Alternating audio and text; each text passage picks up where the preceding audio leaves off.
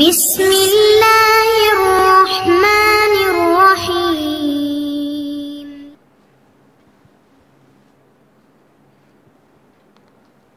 அஸ்ஸலாமு அலைக்கும் வரஹ்மத்துல்லாஹி வபரகாத்துஹு. அன்பிற்குரிய சகோதர சகோதரிகளே, நீங்களும் ஆலிம்களாகலாம் என்கிற பாடத்தில் திங்கள் செவ்வாய் ஆகிய 2 நாட்கள் சஹீஹுல் புகாரி என்ற ஹதீஸ் நூலின் நேரடி தமிழாக்கத்தையும் அதன் விளக்கங்களையும் பார்த்து வருகிறோம். இதுவரை 98 ஹதீஸுகளை பார்த்து முடித்து விட்டோம். இன்றைக்கு 99வது ஹதீஸை பார்க்க இருக்கிறோம். அந்த பார்ப்பதற்கு முன்னாடி இது குறித்த ஒரு அறிவிப்பு இருக்கிறது. என்னவென்றால், உங்களுக்கு ஏற்கனவே 100 ஹதீஸ்களுடைய அரபு மூலத்தை குடும்பத்தில் இருப்பவர்களுக்கு முன்னரே நம்ம அனுப்பியிருக்கிறோம். இந்த ஹதீஸில் நம்ம நடத்தினா கூட நீங்கள் ஒரு பிடிஎஃப் வடிவில் எடுத்து பார்த்து கொள்வதற்காக உங்களுக்கு ஏற்கனவே புகாரி 1லேருந்து 100 வரைக்கும் உள்ள ஹதீஸுகளை அனுப்பியிருக்கிறோம். இப்போ நம்ம 100 இப்போ முடிய போகிற காரணத்தினால ஒரு 200 வரைக்கும் உள்ள ஹதீஸுகளை தொகுத்து 1லேருந்து 200 வரைக்கும் உள்ள ஹதீஸுகளை ஒரு ஃபைலாக ஆக்கி உங்களுக்கு குழுமத்தில் இருக்கிறவங்க ஆலிம் ஆன்லைன்கிற வாட்ஸ்அப் குரூப்பில் இருக்கிற அனைவருக்கும் அனுப்பியிருக்கிறோம். அதை பார்த்துருப்பீங்க. நீங்கள் பாடம் நடத்தும் பொழுது அந்த புக் வடிவில் பார்த்து கொள்வதாக இருந்தால் கூட அந்த பிடிஎஃபை பிரிண்ட் எடுத்து வைத்து கொண்டு பார்த்து கொள்ளலாம். அது தகவலுக்காக. ஏன்னா இன்றைக்கி 99வது ஹதீஸ் பார்க்க போகிறோம். 100 முடிஞ்சிடும். அப்புறம் 101க்கு உங்கள்கிட்ட டெக்ஸ்ட்டு கைவசம் இருக்காது. அதற்காக இதை அனுப்பியிருக்கிறோம், தகவலுக்காக வேண்டி. பாடத்துக்கு போனோம். 99வது ஹதீஸுக்கு ஒரு பாடம் கொடுக்குறார். பாபுல் ஹிர்சி அலல் ஹதீஸ். ஹதீஸ்னால் இந்த துறையில் ஹதீஸ் என்னாங்கன்னா, ஹதீஸ் இந்த வஹி ரசூலுல்லாஹ்வுடைய சொல் செயல் அங்கீகாரத்துக்கு ஹதீஸுங்கிறது. ஹிர்ஸ் என்றால் பேராசை. ஒரு பொருள் ஆசைப்படுறது ஒன்று, ரொம்ப ஆசைப்படுறதுன்னு ஒன்று இருக்கிறது. ரொம்ப ஆசைப்படுறதை பெரிய ஆசை, பேராசை அப்படின்னு நம்ம தமிழில் சொல்லுவோம். அந்த வார்த்தை தான் ஹிர்ஸுங்கிறது. ஹிர்ஸுங்கிறது காசு பணத்தில் ரொம்ப பேராசை இருக்கக்கூடாது. ஒரு லிமிட்டோடு ஆசை இருக்கணும். ஆனால் மார்க்க விஷயத்தில் ரொம்ப ஆசை இருக்கலாம். அதிக அளவுக்கு என்ன செய்யலாம்? ஆசைப்படலாம். அப்படிங்கிறது பற்றிய பாடம் பாபுல் ஹிர்சி அலல் ஹதீஸ். ஹதீஸில் பேராசை கொள்ளுதல் பற்றிய பாடம். ஹதீஸை கற்றுக்கொள்வதில் பேராசை கொள்வது, பேரார்வம் கொள்வது பற்றிய பாடம். இப்போ 99வது ஹதீஸ் என்ன சொல்லுதுன்னா, ஹத்தசனா அப்துல் அசீஸ் இப்னு அப்துல்லா. நமக்கு அப்துல் அசீஸ் இப்னு அப்துல்லா என்பவர் அறிவித்தார். கால, அவர் சொன்னார், ஹத்தசனி சுலைமானு. சுலைமான்கிறவர் எனக்கு சொன்னார், அறிவித்தார். அவர் யார் வழியாக அறிவித்தார்? அவனுக்குள்ளே ரவா ஹத்தஸை தான் வச்சுக்கிறணும். ரவா அன் அம்ர் இப்னி அபி அம்ரின். அம்ரு பின் அபி அம்ர் வழியாக அவர் அறிவித்தார். அவர் யார் வழியாக அறிவித்தார் என்று கேட்டால், an Zayed ibn Abhi சயீதில் மக்புரி. Zayed இப்னு அபி சயீதில் மக்புரி என்பவர் வழியாக அவர் அறிவித்தார். அவர் யார் வழியாக அறிவித்தார்னா, ரவா அன் அபி ஹுரைரத்தை. அவர் அபு ஹுரைரா வழியாக அறிவித்தார். இப்படி தான் எனக்கு இந்த செய்தி கிடைச்சின்னு சொல்லிட்டு, அன்னஹு கால, அபு ஹுரைரா சொன்னார்கள். அன்னஹு கால என்றால் அபு ஹுரைரா சொல்கிறாங்க. இதிலிருந்து உள்ளது ஹதீஸ். கீழே கேட்கப்பட்டது. கீழேங்கிற வார்த்தைக்கு சொல்லப்பட்டதுங்கிற அர்த்தமும் இருக்கிறது. ஒரு கேள்வி கேட்குறாங்கல்ல, அப்போவும் கீழே கேட்கப்பட்டது. சொல்லப்பட்டாலும் கீழேன்னு சொல்லலாம். ஒரு சந்தேகத்தை நம்மள்கிட்ட கேட்குறாருல, அந்த இதுக்கு கீழேங்கிற வார்த்தையை பயன்படுத்தலாம். அப்போ இங்கே என்ன வருதுன்னா, கேள்வி தான் பின்னாடி வருது. அதனால் என்ன கீழவுக்கு என்ன அர்த்தம் செய்யணும்னா, சொல்லப்பட்டதுன்னு அர்த்தம் செய்யக்கூடாது. ஏன்னு கேட்டால், பின்னாடி ஒரு கேள்வி தான் ஒருத்தர் கேட்குறாரு. அதனால் கீழே என்று சொன்னால் கேள்வி கேட்கப்பட்டது, கேட்கப்பட்டது. யார் ரசூல் அல்லாஹி, அல்லாஹ்வுடைய தூதரே, மன் அஸ்அதுன் நாசி பி ஷஃபாஅத்திக யௌமல் கியாமா. அஸ்அதுன்னா பாக்கியசாலி, சஆதத் அதாவது ரொம்ப பாக்கியம் அடைந்தவர் யார் அப்படின்ற அர்த்தம். மன் அஸ்அதுன் நாசி, மனிதர்களில் அதிக பாக்கியம் பெற்றவர் யார்? எதற்கு பாக்கியம் பெற்றவர்னா பி ஷஃபாத்திக்க, உங்களுடைய ஷஃபாத்துக்கு. ரசூல்லா பார்த்து கேட்குறாரு, உங்களுடைய ஷஃபாத்துக்கு, அதாவது உங்களுடைய பரிந்துரைக்கு மனிதர்களில் அதிக நற்பேறு பெற்றவர் யார்? அதாவது யாருக்கு உங்கள் பரிந்துரை கிடைக்குங்கிறார். அதிகமாக உங்களுடைய சிஃபாரிசு வந்து யாருக்கு கிடைக்கும்? யௌமுல் கியாமத்து, கியாம நாளில். அப்போ கியாமத்து நாளையில் நபியே உங்களுடைய பரிந்துரைக்கு மனிதர்களில் மிக அருகதை உள்ளவர் யார்? அதுன்னா நம்ம அருகதைன்னு வச்சுக்கலாம். பாக்கியம்ங்கிறது கூட ஒரு வடமொழி சொல்ல இருக்கிறதுனால அருகதை உள்ளவர் யார் என்று கேட்கப்பட்டது. அப்போ கால ரசூலுல்லாஹி ஸல்லல்லாஹு அலைஹி வஸல்லம், ரசூலுல்லாஹ் அதுக்கு பதில் சொல்கிறாங்க. என்ன சொல்கிறாங்கன்னு கேட்டால், லக்கத் லனன்து யா அபா ஹுரைரா, அபு ஹுரைராவே நான் வந்து நினைத்திருந்தேன். என்ன நினைத்திறேன் என்று கேட்டால், அல்லாஹ் எஸ்அலனி அன் ஹாதல் ஹதீஸ். அல்லாஹ் லுனின்னு போட்டிருக்காங்க, லுனி வராது, லனி எஸ்அலனி அன் வந்திருக்குல்ல. அல்லாஹ் எஸ்அலனி அன் ஹாதல் ஹதீஸ், இந்த செய்தியை பற்றி என்னிடத்தில் கேட்க மாட்டார்கள் அகதுன், யாரும் கேட்க மாட்டார்கள், அவ்வளவு முதன்மையாக கேட்க மாட்டார்கள் உன்னை விட. அதை உன்னை விட முந்தி யார் இதை கேட்க மாட்டாங்கன்னு நினச்சிருந்தேன். அதான் இந்த ஒரு கேள்வி மக்கள்கிட்டருந்து வரும்னு ரசூலுல்லாஹ் எதிர்பார்த்துருந்துருக்குறாங்க. அப்போ கூட எப்படி எதிர்பார்த்துருக்குறாங்கன்னா, இந்த கேள்வி அபூ ஹுரைரா தான் முதல்ல கேட்பார் என்று நான் ஏற்கனவே நினச்சி இருந்தேன், நீ கரெக்டாக கேட்டுவிட்டேங்கிறாங்க. கருத்தை விளங்கிட்டு அர்த்தம் புறம் செய்வோம். ரசூலுல்லாஹ் இதுக்கு பதில் என்ன சொல்கிறாங்கன்னா, அபூ ஹுரைராவை ஒரு நல்ல ஒரு கேள்வியை கேட்டுவிட்ட, இந்த கேள்வி வந்து உனக்கு முந்தி யாரும் கேட்க மாட்டாங்க அப்படின்னு நான் நினைத்தேன்.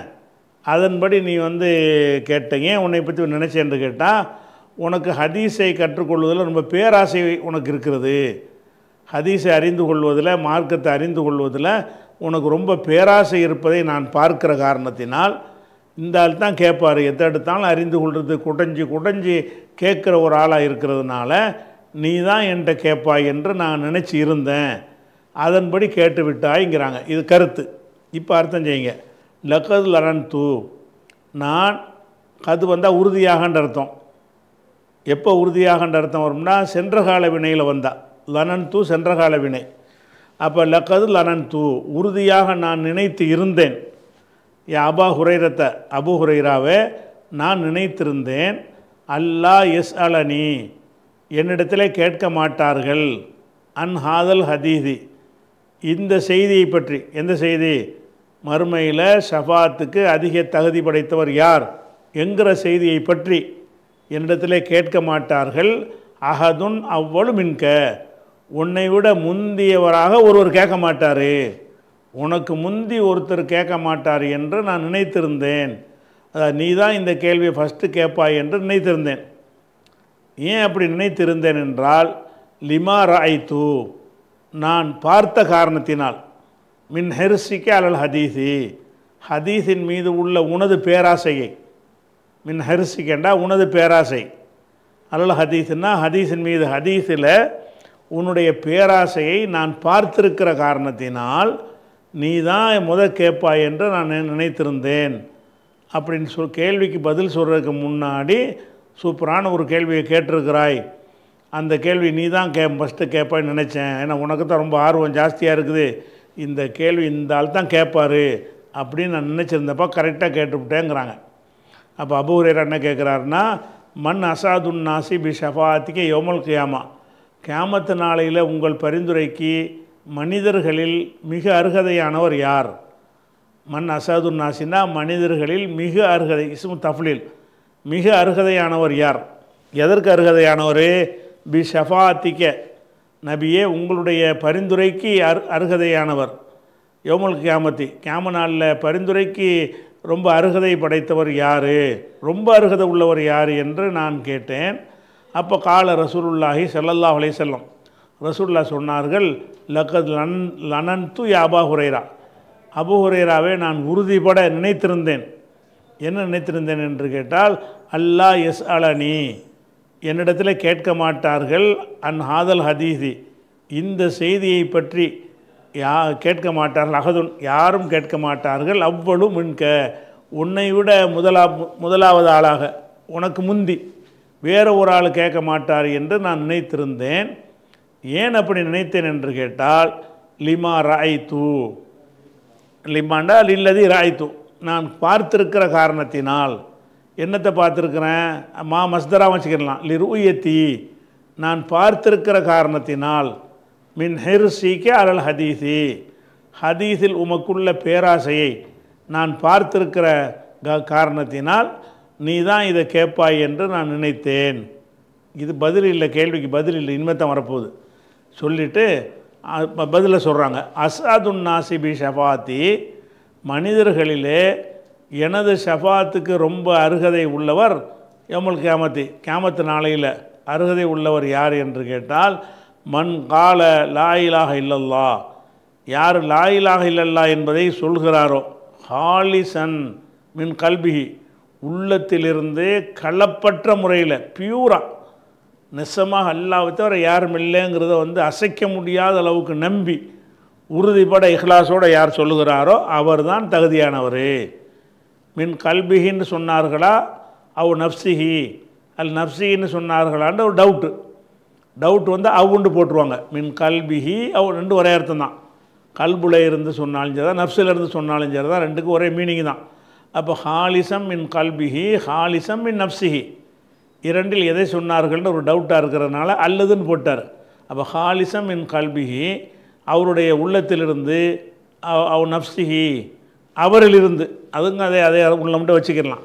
அவருடைய உள்ளத்திலிருந்து களப்பற்ற முறையில், ஹாலிசுன்னா களப்பற்ற முறையில் பியூராக சுத்தமான முறையில் யார் லா இலாஹ இல்லல்லாஹ் சொன்னாரோ அவர்தான், அவருக்கு தான் கியாமத்து நாளில் நான் பரிந்துரை செய்கிறதுக்கு ரொம்ப தகுதி இருக்கிறது. அப்போ இந்த லா இலாஹ இல்ல அவள் எல்லாருக்கும் அர்த்தம். யாரெல்லாம் லா இலாஹ இல்லல்லாஹ் மனப்பூர்வமாக நம்பி சொல்கிறாங்களோ அவங்களாம் என்னுடைய ஷஃபாத்துக்கு தகுதியானவர்கள் அப்படிங்கிறது விளங்கிருச்சு. இப்போ அர்த்தம் விளங்கிருச்சு. இந்த தலைப்புக்கு உள்ள விஷயம் எங்கே இருக்குன்னு கேட்டால், லிமா ராய்த்து மின் ஹிர்சிக்கு அலல் ஹதீஸ்ன்ற சொல்கிறாங்கல்ல, அதான் தலைப்புக்கு உள்ள செய்தி. தலைப்பு என்ன போட்டார் பாடத்தில்? தலைப்பு பாபுல் ஹிர்சி அலல் ஹதீஸி, ஹதீஸில் பேராசை கொள்ளுதல்னு போட்டார்ல. அப்போ ரசூலுல்லாஹ் என்ன செய்கிறாங்கன்னு அபூ ஹுரைராவை பார்த்து, ஹதீஸில் உனக்கு பேராசை இருப்பதை நான் பார்த்துருக்கிறேன் என்ற காரணத்தினால் நீ தான் கேட்பாய்ங்கிறாங்கல்ல, அந்த பாயிண்ட்டை தான் வச்சுக்கிட்டு இந்த ஹதீஸை கொண்டு வந்திருக்கிறார். அப்போ அபூ ஹுரைராவுக்கு ஹதீஸை அறிந்து கொள்வதில் பேராசை இருக்கிறது. அந்த பேராசையை ரசூலுல்லாஹ் ஊக்குவிக்கிறாங்க, பாராட்டுறாங்க. அப்படி என்றால் ஹதீஸில் பேராசை கொள்ளலாம், அந்த கருத்துக்கு வர்றாராம், அதுக்காண்டி கொண்டு வந்துடுறார். இதில் ஒரு செய்தி நீங்கள் பார்க்கணும். முஸ்லீம்னு சொல்லக்கூடிய யாராக இருந்தாலும் லா இலாஹ இல்லல்லாஹ் சொல்லாமல் இருப்பாங்களா? சொல்லாமல் இருக்க மாட்டாங்க. லா இலாஹ இல்லல்லாஹ் சொன்னதை முஸ்லீமாக ஆக முடியும் ஒருத்தன். அப்போ எல்லாருக்குமே ஷஃபாத் இருக்குன்னு அர்த்தமாகுது. அப்படி கிடையாது. லா இலாஹ இல்லல்லாஹ் சொன்னதை ரெண்டாக பிரிக்கிறாங்க ரசூலுல்லாஹ். ஏன்னா இது காஃபிரை பற்றி பேச்சு இல்லை, காஃபிருக்கு ஷஃபாத்து கிடையாது, மூமினுக்கு தான் ஷஃபாத்து. அதில் யார் ரொம்ப அருகதையானவர்னு கேட்டால், லா இலாஹ இல்லல்லாஹ்வுல அசைக்க முடியாத அளவுக்கு பியூராக சுத்தமான முறையில் லா இலாஹ இல்லல்லாஹ் சொல்லணும் அப்படிங்கிறாங்க. அப்போ ஷிர்க்குடைய எந்த ஒரு வாடையும் வராத வகையில் இந்த லா இலாஹ இல்லல்லாஹ் யார் நம்புகிறாரோ அவருக்கு தான் அதிக தகுதி இருக்குது. மற்ற எல்லாரும் லா இலாஹ இல்லல்லாஹ் சொன்னாலும் அது ஒரு மந்திர சொல்லுவாங்க, விளங்கி சொல்ல மாட்டாங்க, நம்பி சொல்ல மாட்டாங்க, களப்பற்ற நிலையில் சொல்ல மாட்டாங்க. அப்படிப்பட்டவர்களும் இந்த சமுதாயத்தில் இருப்பாங்க. அவங்களுக்கெல்லாம் எனது ஷஃபாத்து அருகதையானவர்கள் கிடையாது. அப்போ ஷஃபாத்துக்கு அருகதை, ரசூலுல்லாஹ்வுடைய ஷஃபாத்துக்கு நம்ம அருகதை உள்ளவர் ஆகிறதா இருந்தால் லா இலாஹ இல்லல்லாஹ் ஹாலிஸான முறையில் சொல்லணும். ஹாலிசம் மின் கல்பிஹி, கல்புல இருந்து ஹாலிஸ்ன்ற தூய்மையான முறையில் சுத்தமான முறையில் யார் சொல்லுகிறாரோ அவருங்கிற சுத்தம். அதில் லா இலாஹ இல்லல்லாஹ்வுல சுத்தம் என்ன? லா இலாஹ இல்லல்லாஹ்ங்கிற ஒரு கொள்கை சார்ந்த ஒரு விஷயம். அதில் சுத்தமாக இருக்கிறேன்னா என்ன அர்த்தம்னு கேட்டால், அந்த பெரியார் இந்த பெரியார், கல் மண் மரங்கட்டை அப்படின்னு என்னென்ன இருக்குதோ அனைத்தையும் தூக்கி எரிஞ்சிட்டு அல்லாஹ் தான் எல்லாம், அல்லாஹ்வை தவிர எந்த கட்டத்துலையும் யார்கிட்டையும் நான் போக மாட்டேன் அப்படின்னு இருக்கிறாங்க பாருங்கள். அந்த லெவலில் இருக்கிற ஆள்களுக்கு தான் ஷஃபாத்துக்கு தகுதி படைத்தவர்கள் என்று ரசூலுல்லாஹ் சொல்லி இந்த லா இலாஹ இல்லல்லாஹ் சொன்ன மக்களே ரெண்டாக பிரிச்சிடுறாங்க. லா இலாஹ இல்லல்லாஹ் சொன்னவனுக்கெல்லாம் கிடையாது, எல்லாம் தான் எல்லாரும் தான் சொல்லிகிட்டு இருக்கிறீங்க. இந்த லா இலாஹ இல்லல்லாஹ் சொன்னதிலேயே ஹாலிஸாக இருக்க வேண்டும். ரசூலுல்லாஹ்வுடைய காலத்திலே லா இலாஹ இல்லல்லாஹ் சொன்னது வந்து ஹாலிஸ் இல்லாமலும் நிறைய பேர் சொன்னாங்க. இவர்கிட்ட போய் சேர்ந்தோம்னா ஜக்காத்துக்கத்தெல்லாம் கொடுப்பாரு, கவனிச்சுக்கிடுவார், பொருளாதாரத்தை ஒருத்தர் ஆட்டு மந்தையவர் கேட்பார், ரசூலுல்லாஹ் அந்த ஓட்டிகிட்டு போன்றுவாங்க. அவர் இஸ்லாத்தை தழுவிடுவார். அவர் போய் அவங்க மக்கள்கிட்ட சொல்லுவார், நீங்கள் இஸ்லாத்தை ஏற்றுக்கிறங்கப்பா, முகமது வந்து வறுமையை அஞ்சாமல் அள்ளி அள்ளி கொடுக்குறாரும்பார். அப்போ அவங்களாம் எதுக்காக இஸ்லாத்துக்கு வர்றாங்க? அள்ளி அள்ளி கொடுப்பாங்கிறதுக்காக வர்றாங்க. அப்படிப்பட்டவங்களும் ரசூலுல்லாஹ் காலத்தில் இருந்தார்கள். அப்போ யாருக்கு ஷஃபாத்து வேணும்னு சொன்னால் இதெல்லாம் இருக்கக்கூடாது. கொடுத்தா இஸ்லாத்தில் இருப்போம், கொடுக்காட்டி இருக்க மாட்டோம். அப்படி இல்லாமல் லா இலாஹ இல்லல்லாஹ்ங்கிறது வந்து அல்லாஹ் தான் எல்லாம், அவனை தவிர யாருக்கு எந்த ஒரு ஆற்றலும் சக்தியும் இல்லைன்னு விளங்கி சொல்கிறாங்க பாருங்கள். அவங்களுக்கு தான் இந்த ஷஃபாத் என்று ரசூலுல்லாஹ் சொல்லிட்டாங்க. இது வந்து அந்த தலைப்புக்கு உரிய வாசகம். அந்த அபூ ஹுரைராவை ரசூலுல்லாஹ் பாராட்டினாங்கல்ல, அதுதான். அடுத்ததாக வந்து இப்போ 99 முடிஞ்சு விட்டது. 100வது ஹதீஸு. 100வது ஹதீஸுக்கு ஒரு பாடத்தலைப்பு போடுகிறார். என்ன போடுறாருன்னா பாபுன். இது ஒரு பாடம். என்ன பாடம்? அல்லது பாபுன் என்று இந்த தன்மையின் கொடுக்காம இலாஃபத்து பண்ணி, இந்த பாபுங்கிற வார்த்தையை மொத்த தலைப்புலேயே இலாஃபத்து பண்ணி பாபு கைஃபையுக் பொதுல் இல்முன்னு படிக்கலாம். பாபுன் கைஃபையுக் பொதுல் இல்மு என்று படிக்கலாம். ரெண்டு விதமாக படிப்பதற்கும் கிராமரில் இடம் இருக்கிறது, இந்த சொல்லுக்கு இடம் இருக்கிறது. பாபுன் என்றால் என்ன அர்த்தம்? இது ஒரு பாடம். ஹாதா பாபுன். என்ன பாடம்னா கைஃபையுக் பொதுல் இல்மு, கல்வி எவ்வாறு கைப்பற்றப்படும், கல்வி வந்து இறைவனால் கைப்பற்றி கொள்ளப்படும், எந்த மாதிரி எல்லாம் கைப்பற்றுவான் என்பது பற்றிய பாடம். இலாபத் செஞ்சியே படித்தீங்கன்னு சொன்னால் பாபு கைஃபையுக் பொதுல் இல்மு, கல்வி எவ்வாறு கைப்பற்றப்படும் என்பது பற்றிய பாடம் அப்படின்னு படிச்சுக்கிடலாம். இப்போ அதுக்கு ஹதீஸை கொண்டு வர்றதுக்கு முன்னாடி ஒரு முன்னுரையாக சில செய்திகளை வழக்கம் போல சொல்வார்ல, அதை சொல்கிறார். என்ன சொல்கிறாருன்னு கேட்டால், கதப Umar ibn Abdul Azeez, Umar ibn Abdul Azeez அவர்கள் எழுதினார்கள். உமர் இப்னு அப்துல் அசீஸ் யாருன்னா அவர் ஒரு ஹலீஃபா, அதாவது அந்த 4 ஹலீஃபாங்கிறாங்க. அவங்க காலம் முடிஞ்ச பிறகு முஆவியாவுடைய காலம் முடிஞ்ச பிறகு முஆவியாவுடைய வழித்தோன்றல்கள் தான் அதுக்கப்புறம் ஆட்சியில் இருக்கிறாங்க. முஆவியாவுக்கு பிறகு வரக்கூடிய ஒரு 12 ஆட்சியாளர்கள் யாருன்னு கேட்டால் அந்த உமையாங்கிற கோத்திரத்தை சேர்ந்தவங்க தான். அந்த வகையில் வந்த ஒரு ஆட்சியாளர் யார்? Umar ibn Abdul Azeez. அவர் வந்து அப்போது ஜனாதிபதியாக இருக்கார். இவர் 2ஆம் உமர் என்று இவரை சொல்லுவாங்க. மற்ற ஆட்சியாளர்களை விட கொஞ்சம் கரெக்டாக நடந்த ஒரு ஆள் இவர். மற்ற பிந்தின ஆட்சியாளர்கள் வந்தாங்கள்ல, அவங்களில் ரொம்ப ஒரு கரெக்டாக இருந்த ஒரு ஆட்சியாளராக, அதாவது இஸ்லாத்தை பேணிய ஒரு ஆட்சியாளராக உமர் இப்னு அப்துல் அசீஸ் என்பவரை வரலாறில் குறிப்பிடுறாங்க. அப்படிப்பட்ட ஒரு ஆளாக இருந்ததுனால தான் அவருடைய விஷயத்தையெல்லாம் எடுத்து ஒரு மேற்கோளாக புகாரி காட்டுறாரு. என்ன காட்டுறாருன்னா, கதப Umar ibn Abdul Azeez, Umar ibn Abdul Azeez என்ற ஜனாதிபதி ஹலீஃபா அவர்கள் எழுதினார்கள். யாருக்கு எழுதினார்கள்னா, இலா அபி பக்கர் இப்னு ஹஸ்மின், அபூ பக்கர் இப்னு ஹஸ்ம் என்பவர் வந்து ஒரு கவர்னராக நியமிக்கப்பட்டிருக்கிறார் ஒரு பகுதிக்கு. அந்த கவர்னருக்கு வந்து என்ன செய்கிறாங்கன்னா, சில கட்டளைகளை ஜனாதிபதி எழுதி அனுப்புவார்ல, அந்த மாதிரி எழுதுகிறார். கத்தப Umar ibn Abdul Azeez, Umar ibn Abdul Azeez அவர்கள் எழுதி அனுப்பினார்கள். யாருக்கு எழுதினார்கள்னு கேட்டால், இலா அபி பக்கர் இப்னு ஹஸ்மின், அபூ பக்கர் இப்னு ஹஸ்ம் அவர்களுக்கு எழுதினார்கள். என்ன எழுதினார்கள்னு கேட்டால், உன்லுர், கவனத்தில் வை. அவருக்கு கட்டளையிடுறாரு, கவனத்தில் வச்சிக்க. மாக்கான மின் ஹதீஸி ரசூலுல்லாஹி ஸல்லல்லாஹு அலைஹி வஸல்லம், ரசூலுல்லாஹ்வுடைய ஹதீஸ் சம்பந்தப்பட்டதாக இருக்குத அந்த ஒன்றை ஃபக்துபுஹு, அதை நீ ரெக்கார்ட் பண்ணியிருப்பா, பதிவு செஞ்சிரு.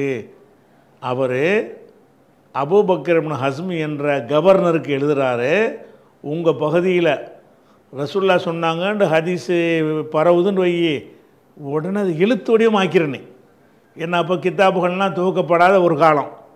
அப்படி இருக்கும்போது புக்கு வடிவத்தில் அந்த ஹதீஸெல்லாம் எழுத்து வடிவத்தில் இல்லாமல் இருக்குது. அதுக்காக என்ன சொல்கிறாருண்டா, உந்தோர் நீ கவனித்துப்பார், மாக்கான மாண்டா அல்லது காணமின் ஹதீஸி ரசூலுல்லாஹி ஸல்லல்லாஹு அலைஹி வஸல்லம், ரசூலுல்லாஹ்வுடைய ஹதீஸிலிருந்து இருக்குமே அந்த ஒரு விஷயத்தை ஃபக்துபுஹு, அதை நீ எழுத்து வடிவமாக ஆக்கிக்கொள். அப்போ ரசூலுல்லாஹ் சொன்னாங்கன்ற அந்த ஊர் உலகத்தில் மக்கள் மத்தியில் செய்தி பரவும்னு சொன்னால், அப்போ நீ என்ன செய்யணும்னா அதை புக் வடிவத்தில் கொண்டு வந்துடணும், ரிட்டன் ஆக்கிரு. ஏன் ரிட்டன் ஆக்க சொல்கிறாருன்னு கேட்டால், இப்போ இன்னி ஹிஃப்து, நான் அஞ்சுகிறேன், துரூசல் இல்மி, கல்வி அழிந்து போவதை, ஒதஹாபல் உலமாயி, உலமாக்கள் மரணித்து போவதை, உலமாக்கள் போவதைன்னா செத்து போகிறதை, செத்து போகிறதை பற்றி நான் பயப்படுகிறேன். கல்வி அழிஞ்சு போயிடும், உலமாக்கள் மரணிச்சிருவாங்க என்று பயமாக இருக்குது.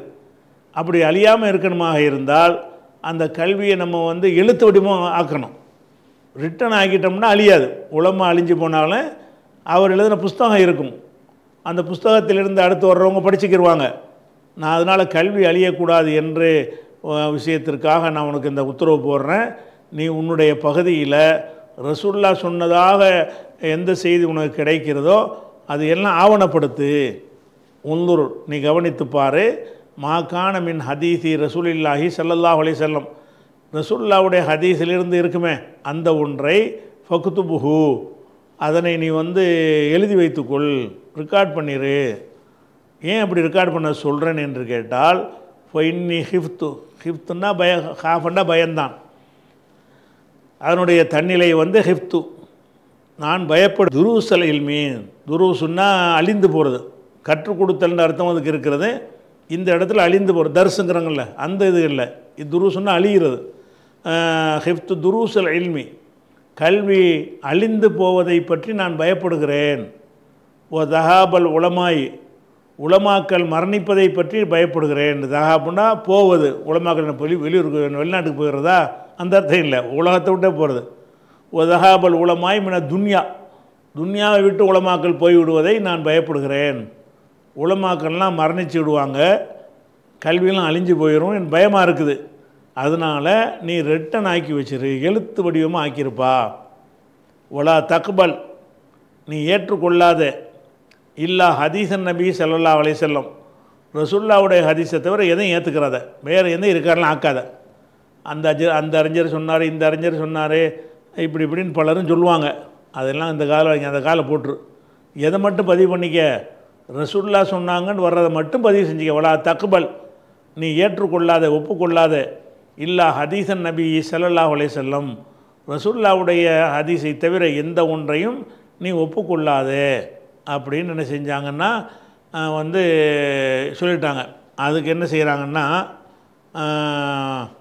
ரசூலுல்லாஹ் சொன்ன ஒரு செய்தியும் போடுறாரு. ஒல் துஃப்ஷுல் இல்ம, கல்வியை பரப்புங்கள். ஒல் தஜ்லிசு, நீங்கள் அமர்ந்து கொள்ளுங்கள். ஹத்தா யு அல்லம மல்லா யாலமு, அறியாதவனுக்கு கற்றுக் கொடுக்கப்படும் வரை நீங்கள் அமர்ந்திருங்கள். கல்வியை பரப்புங்க. பரப்பிட்டு உங்களை நோக்கி மாணவர்கள் வருவாங்கள்ல அப்படிங்கிற எதிர்பார்த்து உட்கார்ந்துறீங்க. ஏன்னு கேட்டால் அறியாதவர் அறிஞ்சு கொள்ளணும். இதெல்லாம் உலமாக்களுக்கு ஒரு கட்டளை மாதிரி சொல்கிறாங்க. ஒல் துஃப்ஷுல் இல்ம, கல்வியை நீங்கள் பண்ண செய்யுங்க, பரப்புங்கள். ஒல் தஜ்லிசு, நீங்கள் அமர்ந்து கொள்ளுங்கள். ஹத்தா யு அல்லம, கற்பிக்கப்படும் வரை. மல்லா யாலமு, அறியாத ஒருவன், அறியாதவனுக்கு கற்பிக்கப்படுற வரைக்கும் உட்கார்ந்துறீங்க. பாடம் நடத்துகிற அந்த சபையிலே உட்கார்ந்துக்கிட்டுறீங்க. அறியாதவர்கள் உங்கள்கிட்ட கேட்க வருவாங்க. அறிந்து கொள்ள வரும்போது அவங்களுக்கு கற்றுக் கொடுப்பதற்கு நீங்கள் காத்துறீங்கள். ஏன்னு கேட்டால், இப்போ இன்னல் இல்ம, கல்வி என்பது லா எஹ்லிக்கு, அழிந்து போகாது.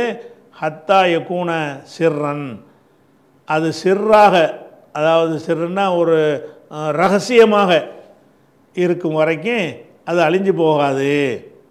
அப்போ கல்வி எப்போ அழியும்னு கேட்டால், அது அதாவது மாற்றி எதிர்மறையாக சொல்கிறத உடன்பாடாக மாற்றி சொல்கிறார். எப்படி சொல்கிறாருன்னு கேட்டால், ஃபைனல் இல்ம, கல்வி என்பது லா எஹ்லிக்கு, அழிந்து போகாது. ஹத்தா யகூன சிர்ரன், சிறுன ரகசியம், ரகசியம் ஆகிற வரைக்கும் அழிந்து போகாது. ரகசியமானது அழிஞ்சு போகும், பகிரங்கப்படுத்தினது அழிஞ்சு போகாது. இவர் வந்து லா எஹலிக்குங்கிறத எஹலிக்குன்னு வச்சுக்கிறணும். லா எஹலிக்குங்கிறது வந்து தவறுதலாக ஒரு எதிர்மறை அவர் போட்டார். இப்போ இன்னல் இல்ம கல்வி என்பது எஹலுக்கு அழிஞ்சு போய்விடும். ஹத்தாயகுண சிர்ரன், அது ரகசியமாக இருக்கிற வரைக்கும் அழிஞ்சு போயிடும். ரகசியமான என்னது எனக்கு தெரிஞ்சு எனக்கே வச்சுக்கிறது, அப்போ அழிஞ்சு தானே போயிடும். எனக்கு ஒரு 1000 ஹதீஸ் தெரியும், நான் எனக்குள்ளே வச்சுக்கிட்டேன், நாளைக்கு மூத்தா போயிட்டேன், இந்த 1000 ஹதீஸ் உங்களுக்கு கிடைக்குமா? கிடைக்காது. அப்போ ரகசியமாக இருந்தால் கல்வி அழிஞ்சிரும். சொல்லி கொடுத்துட்டே இருந்தீங்கன்னா கல்வி அழியாது. அப்போ என்ன செய்யணும்னு கேட்டால் இவர் என்ன செய்கிறார்? ஃபைனல் இல்ம கல்வி என்பது லா யஹ்லிகு, அழிந்து போகாது.